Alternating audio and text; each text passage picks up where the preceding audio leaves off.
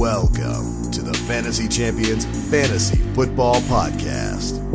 Here's your host, Morgan Colby and Rick Lemon. What's poppin', Fantasy Champs? If I'm slightly sluggish today, it's because I got my second COVID vaccine. That's no excuse. It's starting to hit me. I'm like really hot. Dude, you look high as crap right now. My arm hurts. Yeah, they did not give me the COVID vaccine. Are you sure it was the vaccine you injected in me? Yeah, totally. Anyway, welcome to Fantasy Champions Fantasy Football Podcast. My name is Morgan Colby. I got Rick Lemon on the other side of the courtroom screen, whatever you want to call us. What's going on? And today we're going to give you our starts and sits for Week 8. And I believe there's Thursday Night Football on in just a few hours. Hopefully you see this before the game. We don't have anybody in the game, so it really doesn't matter when you see it. But as long as you see it before the Week 8 games on Sunday, you're good. But anyway, so Thursday Night Football tonight should be interesting against Arizona Cardinals, Green Bay Packers. You know, bro, I don't have a single Green Bay Packer, Arizona Cardinal on my team. The only one I do have in any of my leagues, which is kind of shocking, the only guy I do have is Adams, but he's out. So that's not really a great thing because those are two very good fantasy teams, like Kyler Murray, DeAndre Hopkins, Aaron Jones, Swift. Aaron Rodgers. A lot of DeAndre Swift. Detroit Lions. Freaking kill me. You can go back to some that. Weeks I get Hawk 40. Some week I get Hawk 2. Yeah. Could go either way. Have you gotten 40 from Hawk? No. If a tight end scored 40 for me, I get the best team in the league. That was Darren Waller last year. He had like two 40-point weeks. Was that his entire point total for the year? Kind of reminds me of Josh Jacobs a little bit. It's a Raider thing. Yeah, it must be a Raider thing. But anyway, so we're going to give you starts and sits for Week 8. Before we do that, check our website, fantasychampions.com. Follow us Twitter, Instagram, Facebook, TikTok. If you're watching on YouTube, subscribe, click the bell for notices, like, and then comment questions, starts and sit questions down below. If you're listening on Apple Podcasts, Spotify, Stitcher, or any other podcast platforms, leave a review, share this podcast with your friends, and we can just hop right in. If you're good with that, Ricardo. Let's do it. All right, so once again, we're going to go quarterback, running back, wide receiver, tight end. And I don't know, you guys probably at home listen to me. I realized the other day I say things. Yep. I say things that make sense in my own head. Oh. But there's a lack of context for other individuals who are listening to me. So, I'll just say, oh, yeah, that was really good. And they'll be like, what are you talking about? What are you talking about? I just literally, no, you didn't tell us. Oh, all right. So, contextually, I'm talking about we're going to start with the start and sit quarterbacks, start and sit running backs, and so on and so forth. To make it less confusing and to add more context. I got it. At least I understand. That's all that matters. As long as you get it. I want them to get it. All right. No, it's not like we're recording a podcast or anything. Yeah. All right. We're the only ones listening to this podcast. Right. Anyway, so let's jump right in. With our start quarterback, which is Ryan Tannehill. Ryan Tannehill has been an experiment for me. Yeah. And I have him in a couple of leagues, but I'm not really sure how to feel. Some weeks, this team is just real good. Titans are real good football team, and then there's other weeks where they play the Jets and they lose. So I'm not really sure what to expect from Tennessee. They have a good matchup this week against Indianapolis. Indianapolis has been a great run-stopping defense, but so far this year, they've given up a lot of fantasy points and yards to the passing game. And we've had a difficult kind of stretch for Tannehill, but I believe we may have put him on the start list last week. Is that correct? He was our start of the week last week too, I think. So back-to-back weeks, but he had 21 last week. So if you need to start at quarterback, you're streaming quarterbacks, whatever, I would pick up Tannehill and I would start him in this game. It should be a good, old, fun matchup. For, I think, the 8th consecutive week now, you are looking at the home league for points. Whatever, bro. But he did have 20 last week, which is still good. That's what you want from the starting quarterback. Right. And against the Colts this week, it's a good matchup, like you said. Tannehill, though, has just been it's been gross, man. It's been gross all year. They've been really reliant on Derrick Henry. Now, granted, how many games has he had both Aj Brown and Julio healthy in? I think one. I want to say I think he's had 2 or 3, but I think week 1 was like that. I know this past week it was like that, and he scored 20 points. So I think with those guys healthy, maybe he puts up better numbers and it's more efficient. And last time he played the Colts, he had 23 fantasy points. So I think that could happen again. I think Tannehill, it's a good start. I know you're probably a little scared to start Tannehill, but we told you last week it was a good start. He got 20. I think this week, same thing. Good start. And we'll see. Hopefully he gets 20 again. So far this year, too, they're playing Indianapolis, correct? Yes. So far this year, Indianapolis has given up an average of 19.4 points per game to the quarterback position. Okay. So, which is middle of the pack. It's not like, you're getting an amazing matchup with him, but I think it's going to be, like I said, I think it's going to be a decent matchup for Ryan Tannehill to have success. It's also a divisional matchup. In a game that they, at this point, probably need to win. It's really their only competition in the division because the Jaguars and Texans aren't going to do anything. So they have to win this game against Indianapolis in order to kind of, solidify themselves at the top of the solidify themselves at the top of the division. And I think Indianapolis is going to come in hot, but I think this is a game they got to win. You said both Julio and Aj Brown are playing. They should be, yeah. So that's a good thing. We'll see where it goes. Hopefully he has a good week and we don't poop on our hands. Yeah. No, I think he'll have a good week. Sit of the week at quarterback is Tua Tagovailoa. And I love Tua. Ooh, and he was I don't know if he was our start of the week, but wasn't he our stream of the week this past week against the Falcons? Or he was up there. We talked about him. I know we talked about him. Yes, I believe so. But this week he's going up against Buffalo. Ooh. Yeah. Yeah. So up against Buffalo, they've obviously been one of the best defenses in the NFL. And to back that up, they are the 32nd toughest matchup. 32nd. They're the hardest matchup. Easy match. They're the hardest matchup for quarterbacks. To put that in perspective, they have given up 13 fantasy points per game to the quarterback position this year. Yeah. And Tua has not really been a matchup-dependent guy. Yeah. I mean, has been a matchup-dependent guy. Hasn't been a, what do you call it when a guy's not matchup-dependent? I forgot what that is. Matchup-proof? Matchup-proof, yeah. So, yeah, I as good as Tua was last week, what did he throw? 4 touchdowns, 300 yards? He did, yeah, just about 4 touchdowns, 291. Let me switch leagues so I can talk intelligently. He did have 2 interceptions. I didn't watch the game. But yeah, 28 fantasy points. Yeah, so he had a really good game last week. Yeah. And again, so far this year too, taking the injury game out, he had 17 against New England. He had 22 against Jacksonville, and he had 28 against Atlanta. And so I don't think this is going to be a easy matchup or a good game for Tua. It's going to be a tougher matchup, but I'm not giving up on Tua breakout yet. I mean, fantasy-wise, he's actually been great this year, but if you watch so I did watch a lot of that game, and both Tua definitely had his moments where you're like, oh, this is why he was, the top prospect, and he looked fantastic. Mm-hmm. Both of his interceptions were horrible passes, though. They were all on him. Mm-hmm. And he just has moments like that too, where he just you just go, what are you doing? Right. I mean, it is his first year starting, so. Well, it's year 2. Yeah. It's year 2. He had 8 starts. Great question.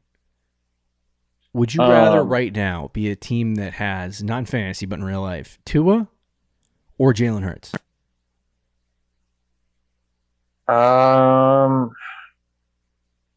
Tua. I would still say Tua. Okay. Now let's throw the other Alabama quarterback in the mix. Mac Jones. Who would you rather have of that group? Dude, you've asked me this before, and I've always said Tua. I'm now on the fence about it. Okay. I'm now on the fence about it. Well, at least you're on the fence. Yeah. I don't want you to buy in. I want you to continue hating Mac Jones because that might make him. Hey, no. Ever since they drafted Mac, I've been like, I've accepted it. Okay. I'm just honest about it. I just call it how I see it. That's all. Fair enough. But anyway, you agree with Tua at Buffalo? Bad matchup? Yeah, that's a tough matchup. Okay. Yeah, sit him for this week. Let's move to the running back position, which in this one, as the week went along, I got more excited. And Kenneth Gainwell, I'm fired up. I'm excited. My new Miles Sanders over there. You hated all year, and now that he's the starter, we love him. Yeah, no, it has nothing to do with his physical talents or abilities. It's the fact that he's coming in and he's a good pass. I personally, watching both of them, I think Kenneth Gainwell's a better pass catching running back than Miles Sanders. I'd agree with you on that. I do think on the ground though, it's still Miles Sanders. Yeah, it's still Miles Sanders. But I think if you give Kenneth Gainwell a lot of opportunity, if he can capitalize on this chance on the ground and add what he does through the air, he might actually be a decent midseason fantasy pickup. Like he could be mid-level, low-level RB2, which is good for your fantasy team if you picked him up this week. This is also a good week to test the waters. You don't have to wait. You can just throw him right in. Trial by fire. He is playing the Detroit Lions this week. And Detroit has given up so far this year a total of 22 fantasy points per game to the running back position. Oh, gosh. Yeah. And they're like 3 points off the leader, which is the Jets. I think it's like fifth worst in the league, sixth worst in the league. But anyway, so it's a very, very easy matchup for Kenneth Gainwell. I think it's an easy matchup overall for the Philadelphia Eagles, so hopefully they won't poop themselves. Yeah. After all of this crap this week that people have been saying about Jalen Hurts, he's got to come out and have a good game this week, but that's neither here nor there. So I think they're going to have a good week offensively, and I think Gainwell is going to be very benefited in that sense.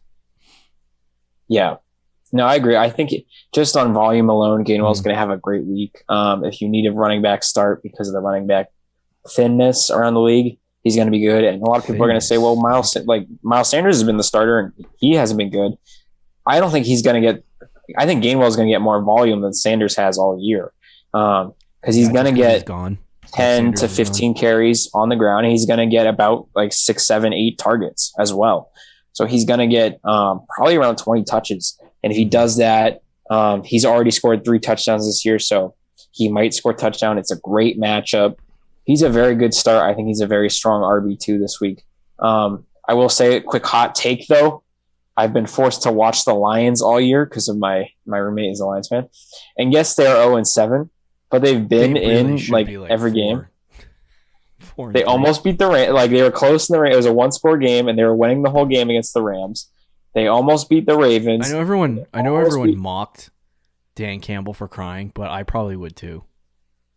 Yeah. After that many those losses. I'm putting it down. I think the Lions get their first win this week. So I'd still start Kenneth Gainwell. But okay. I think the Lions are going to pull that out. If that happens, then I think it's done for Jalen Hurts. If he loses to the Lions. Well, if it's not his fault, the defense still blows. But That's fair. I literally have seen multiple. Like I read an article today. It said Jalen Hurts sucks. Like literally, this was like a legitimate source on Fantasy Pros that was like, Jalen Hurts sucks. People on Twitter are just like negative on him. Like, okay, I know he hasn't been like great, but like let's back the bus up a little bit on the sucks thing.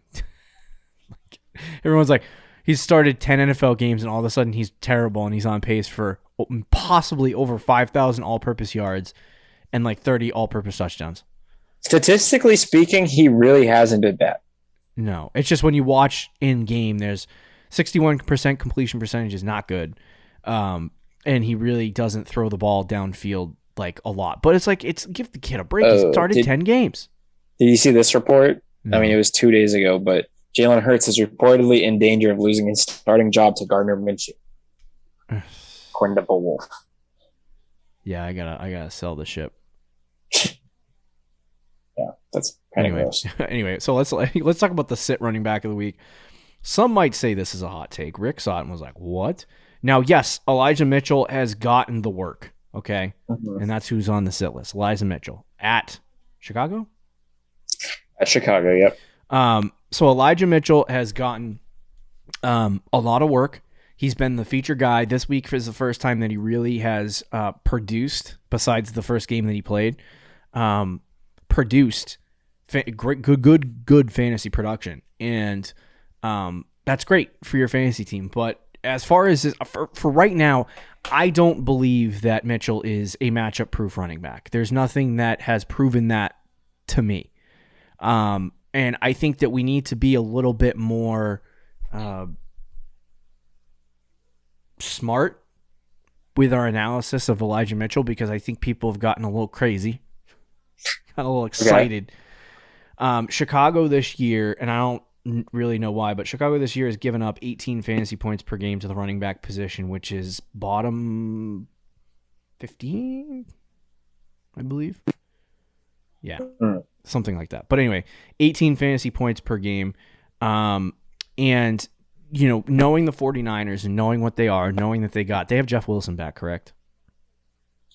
No, they do have Jermichael Hasty back. Jermichael Hasty. But, so knowing that this is a team that likes to spread the ball around and be in a situation where they're using multiple running backs, even though he has gotten most of the share, like he would have to get 100% of the work for me to feel comfortable starting him this week. I think pretty much did that. I mean, this past week, 100% snap percentage for me. Not snap percentage wise, but because Hasty was the third down back and the receiving back, he had 6 targets, 3 catches. But Mitchell had pretty much every carry because Trey Sermon was activated, but he only played on special teams. Did not have a snap on offense. It was just Mitchell and Hasty. Kyle Shanahan, what a clown. Yeah. So 18 points per game is good, but if that gets spread out among the running backs and they underperform slightly, it might be 6 or 7 points for Elijah Mitchell. Now that on your team might be a really good play this week. So if that's all you got, go for it. But if you're choosing between a couple of running backs, as per Kenneth Gainwell or Elijah Mitchell, I would take Gainwell. So yeah, I would sit Elijah Mitchell this week. I think it's easy for me. I don't know about anyone else.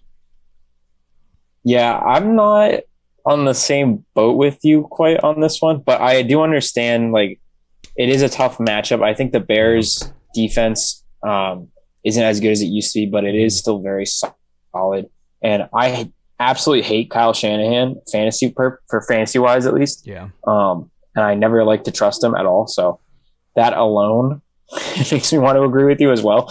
But yeah, I don't know. It's interesting because he did have a lot of carries this past week, but again, like you said, they could spread it out. Jermichael Hasty's going to get the receiving work. So Elijah Mitchell's whatever he gets is going to be on the ground. So he could be capped off because of that. If he doesn't get a touchdown, you're probably looking at another 7-point week from him. So yeah, I understand it. I'd probably sit him too, but with the thinness at running back around the league, you might have to start him. Yeah, I get that. But it's a starts and sit show for a reason, so let's. Yeah, true. The other thing is that he's only had 2 games this year where he's had 16, fantasy points. He had another game against Philadelphia. About 4 though, but yeah, who give up a lot of fantasy points to the running back position. He had 17 carries for 42 yards, no touchdowns, which is disgusting. Yeah. And then he went up against Arizona, 9 carries, 43 yards, which efficiency wise was good, but didn't get a whole ton of opportunity. I just think this is San Francisco's backfield. Like, this is what you get. What you see is what you get.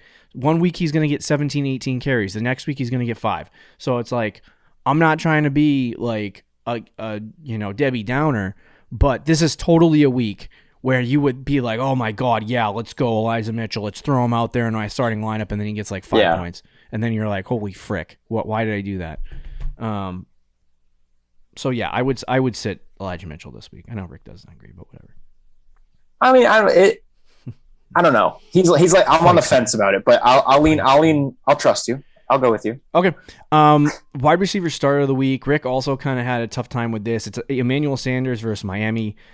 It's kind of gross, and I agree with Rick. It is very gross. Miami, though, has given up 28 fantasy points a game, which is second worst in the league behind Washington football team, and to the wide receiver position. And, obviously they're going up against a team that likes to spread it out. Sanders has been their number 2 wide receiver. Yeah, he has. And that is kind of, for a lot of people, shocking to hear. But that's kind of what they brought him in to be. Remember John Brown last year? Like, that's what he is. Yep. He's John Brown. He's had, first 2 games of the season, he had a decent target share, didn't really do much. But after that, 23-10, 18-11. And now he's going up against Miami, coming off a bye. I think this is a week where Emanuel Sanders can have he'll catch a touchdown. He'll do a lot of really good things. Yep. I think this is going to be a good week for Emanuel Sanders. And, in a situation where last week I had to start Tyler Boyd, I believe, against Baltimore. He got 5 points? Yeah, and he had 5 points. Like, I feel really good having Sanders now back on my bench, and having to slide him into my starting lineup because of a bye week is fine. And so I'm good with Emanuel Sanders this week, but we'll see what happens. Rick, give me your thoughts. Yeah, no, before the show, I was like, ew, because it's Emanuel Sanders. But he has been very good this year. Yeah. And he's playing the John Brown role. And it's a good matchup. I mean, all the things point in the right signs. Honestly, he has been the clear number 2. And in a heavy passing offense, that's a very good thing. He's a wide receiver too, and it's a great matchup. So he really is a very good play this week. Also, with Dawson Knox out, there's a chance for even more targets to go around. Yeah. Like last week, I think Cole Beasley had a big week, but there's a chance all 3 guys could have a good week against Miami. Like, yeah, I agree. Diggs, Sanders. I would say Sanders' floor is like 10 points. Yeah, no, that's fair. And then so far this year, I mean, he's been a wide receiver 3, so that's not great. But he had 2 bad games to start the year, and he has had a bye. So I'd love to see what he did since week 3. Either way, let's move to sit of the week at wide receiver. It's Odell Beckham. I don't. At this point, I feel like he should just be relegated to your bench. Yeah, I don't know how many people. I mean, they're because he's Odell, so people are still starting. No, and that's a big thing. But he's playing this week the Pittsburgh Steelers, and Pittsburgh's actually been relatively good, or not relatively good at. Hold on a second, I gotta find the numbers. They've given up 25 fantasy points a game to the wide receiver position, which is not very good. But we don't know what's happening with Baker. Baker's arm's trash. Not his throwing arm, it's a non-throwing arm. But the motions, everything's going to be different for him. He's playing through an injury. Odell has not been good on the season. And you have Jarvis Landry coming back, most likely. So with that being said, all of those variables attached, Odell's just not a good play anymore. And it's like, this is like I probably don't want to put this guy on the list rest of season at all. Like, I'm planting the flag, Odell's done. Like, at least with the Browns. Yeah, I mean, and he's 28, so at least for now, he's done. I mean, I guess receivers can play until like they're like 30, 31, 32. So maybe he gets another chance. But yeah, no, I agree with you. He has zero chemistry with Baker. I mean, all year, like, I've looked at his numbers. I'm like, he stinks. He's kind of washed, all this stuff. And then I watched one game where it was the Vikings game where he had 7 targets, 2 catches, 27 yards. All 5 of his missed targets were all on Baker. Like, Baker and him have no chemistry whatsoever. Baker will try to force the ball to him. And then when it does work, Odell will like drop it. Like, it's just horrible chemistry between the two. It's a gross situation. I know he's a big name player, but yeah, I mean, at this point he shouldn't be in your lineup week to week. And with honestly, Jarvis Landry is kind of the top target on that team now. I think that's the guy that Baker trusts the most, so he's probably the top option. Odell is still going to get a week or two where he gets like a touchdown and we'll get like 16 points. Everybody's like, Odell is back. And then he'll get you 3 straight weeks with like 5 points. Yeah. It's just gross at this point. It's gross to start week to week. Yeah. So I agree. He's a sit. Let's move to the tight end start this week, which is Tyler Higby at Houston. Rick, take it away because this is your guy. Oh yeah. Well, it's a good matchup. He's been decent all year. He hasn't been great. but he's been okay. He's a solid option. Actually, his last 2 weeks is not that good, but it's really just touchdown dependent as well. Against Houston, though, Houston is one of the worst teams against defenses this year, or against tight ends. I mean, 11.9 points per game. Yeah, which is gross. Houston overall has been gross on defense, though. But tight ends in particular, it's a very good matchup for them. And tight end position has also had their issues. Darren Waller's on a bye this week. Kittle's obviously been injured for 5 years now. So there's a little bit of flexibility there at tight end. And if you need Tyler Higby, it's a good start. I agree. Like Rick said, it's more like when you talk about getting 7 to 8 points, I feel like it's good. Close. But yeah, that's good for on a week to week basis. That's a tight end. He's a high end tight end 2, low end tight end 1. I mean, that's and it's like there's been some really bad games, but I think that there's going to be times where Higby is going to provide, and I think that's against Houston. I mean, Houston has given up 11, 12 fantasy points a game to the tight end position, so this week it is going to be an easier matchup for him. I think that Los Angeles is going to tie that into their game plan, and they're going to get Tyler Higby involved early and often. And this could be a big week for Higby. So, and I think he catches a touchdown. We'll see. But he does do that. He ends up with, I think, 10 to 12 fantasy points, which is good. Yeah. Let's move to the sit of the week and the final player we're going to talk about, which is Dalton Schultz at Minnesota. It's a tough matchup, I think, this week.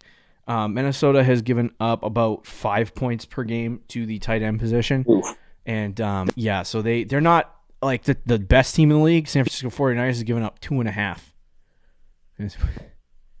Dang. Wow, that's crazy. But so 5 points per game to the tight end position is good. It's going to make it more difficult on Dalton Schultz. And not just that. Like, for me, this wasn't about matchup. And Rick, I don't know. Rick probably doesn't agree with me because he's got stake in the game with Dalton Schultz. But I think over the last couple weeks, even though the Cowboys have been winning, they have been throwing it to the tight end position way too much. They're paying Amari Cooper over $15 million a season. They're paying CeeDee Lamb that rookie contract, and they have two of the best receivers in the NFL. And you're throwing it to Dalton Schultz. Like, what? Okay. So I think Dallas, at the end of that Patriots game, where they had to come back, they started throwing it to Amari. They started throwing it to CeeDee. I think this is where CeeDee and Amari start getting more involved. And I think that Dallas Cowboys changes their game plan slightly to shift away from getting it to the tight end position as much as they were before and start throwing it to the wide receiver position a little bit more because that's where all their money is. So I feel like that would be a good idea for Dallas to do. You make use of the players that you bought. But it's like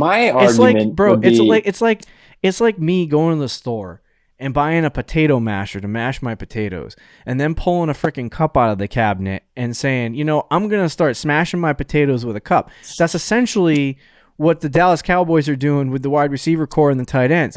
They got a tight end over here who's been decent, but he's the cup. And then you got a very well-made potato smasher on the outside that you're not throwing to. And it doesn't make sense. So I think offensively, this argument from you, though, is coming from the standpoint of a Cowboys wide receiver owner. How many Cowboys games have I watched over the last couple of years? A lot. Yeah. So Anyway, I would say Dalton Schultz, A, because of matchup, and B, because I don't know that he's going to be able to continue the consistent play that he's had. That's fair, but let me make my argument. Okay, go ahead. Because I'm honestly pissed off. The Cowboys, they continue throwing it to the It's been working. It's been working. Why would you break something that is working? Dalton Schultz is getting open. He's making good plays. He's been efficient. The offense is working. It's not just Schultz. It's Jarwin too. Schultz. So Jarwin, okay, whatever. But Schultz, he's getting 5 targets a game too. Running fine. I think you can make the argument that they could use all three guys unless they have one of those games where Zeke gets 25 The other thing carries, that I keep forgetting to mention too is Schultz emerged after the Michael Gallup situation in week 1. That is true. And it took him a couple weeks. I think this is a better argument than your... well, that's what I was going to say. Michael Gallup is also back. So as the third option, he was getting 6 to 8 targets a game. Now as the fourth option, I don't know that that's going to continue, especially with Dallas. 6 targets in week 1, 6 catches. He just didn't really do anything with it. But yeah, week 2 didn't do much. I really do think that all of those variables included, I don't know that you're going to get Dalton Schultz having these massive performances. This week in particular, I think that could be true with Gallup coming back and against the Vikings. But long term, I mean, they've been using him. It's been working. I don't see why they just stop all of a sudden.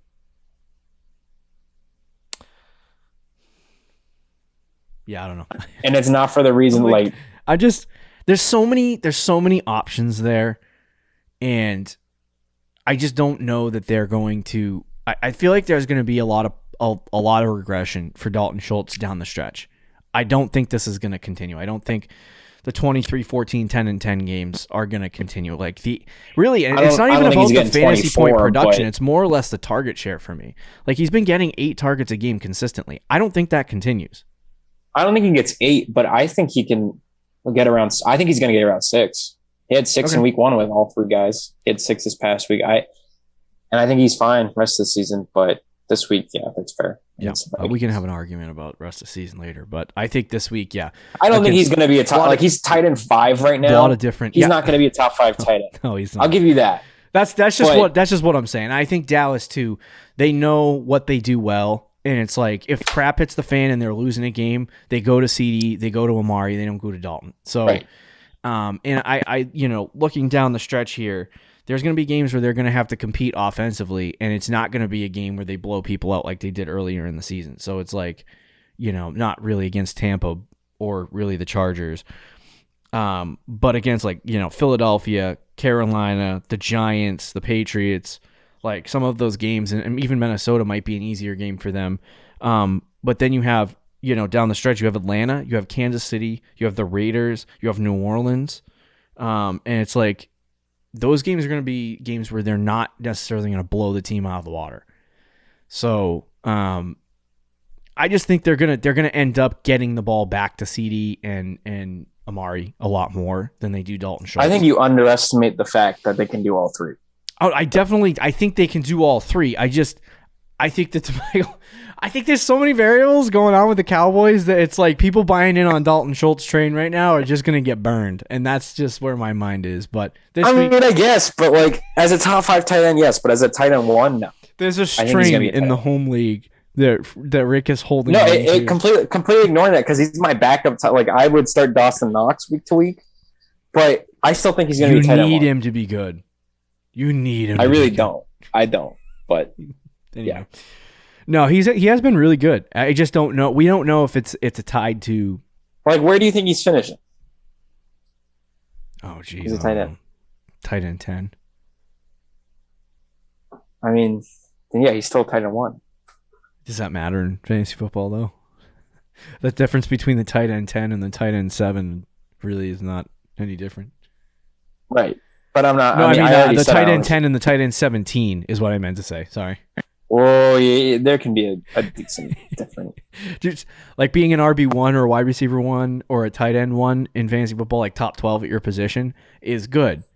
But being a top 12 tight end, if you don't make it into the top 6, you're really not doing anything. Yeah. But either way, there you go. Starts and sits. Me and Rick can argue semantics another time. Right. We have Ryan Tannehill, Kenneth Gainwell, Emanuel Sanders, Tyler Higby as starts, sits Tua, Eliza Mitchell, Odell Beckham, Dalton Schultz. We got Thursday Night Football tonight. So hopefully you enjoy Thursday Night Football. You get what you need out of your players. And we'll see you tomorrow for trade targets. Bye, guys. See ya. Thank you for listening to the Fantasy Champions Podcast. Make sure you subscribe on iTunes and YouTube and follow us on Twitter @TheFFChamps.